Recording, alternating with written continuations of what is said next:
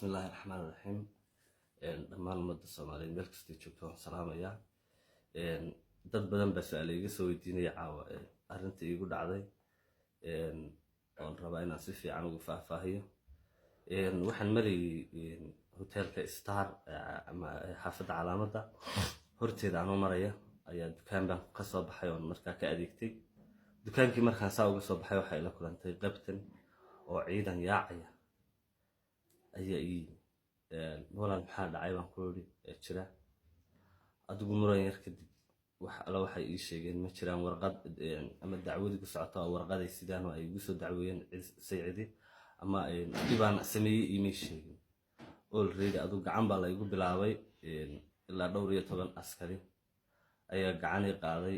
nabarrada ii geystay ma goobtii bay kugu dileen marka ay ka heleen mise saldhig baa loo geeyay goobtu waa wadada dhexdeeda la igu garaacaya gaari baa la isaaray ilaa intaan gaariga sii saarnaa nabarra igu dhacay maxay hayday sidaasay u dhacday saldhigii baa la igeeyay wax dambi oo la igu haysta la iima sheegin warqad la iga soo gudbiyay lama sheegin saldhig waa kee loo geeyay saldhiga qurac dheer baa la igeeyay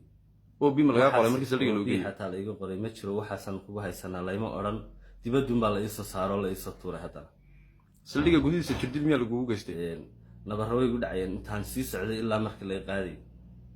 wax hada lama istiraadeen nimankii meesha haystay nimankii kelmad bay igu yiraahdeen aad aan uga sii xumaaday runtii waxay igu yiraahdeen waan ku garanaynaa waliba heesahaagana aad baan uga jecel iyo fankaaga laakiin waxa iga yaabay qof ciidankayga oo booliska oo waliba ay garanayo oo waliba heesahaaga waan xiiseeyaa ilaa sababta igu geystay nabar ama igu dilay baa iga sii qiirisay runtii والسؤال اللي سيانا قندو انو ساقعد سنية انا قولي مخيس كمان فكرة waxaa jira boqolaal kun oo qof oo nabarrada aniga igu dhaca habeen walba ay ku dhacaan iyago kiisii dambi geysan waxaan ka codsanayaa ciidanka booliska insha Allah mar dambe inaan qof aan dambi geysan aan nabar ku dhicin war la siyaaنا qondoono dawladda waa xadgudubka iyo tacadiga ka socda gudaha dawladda iyo magaalada gudaheeda waxa jirdil loo geystay qof celebrity oo magac leh oo la garanayo waliba isagoo garanaya dambi la'aan lagu jirdilay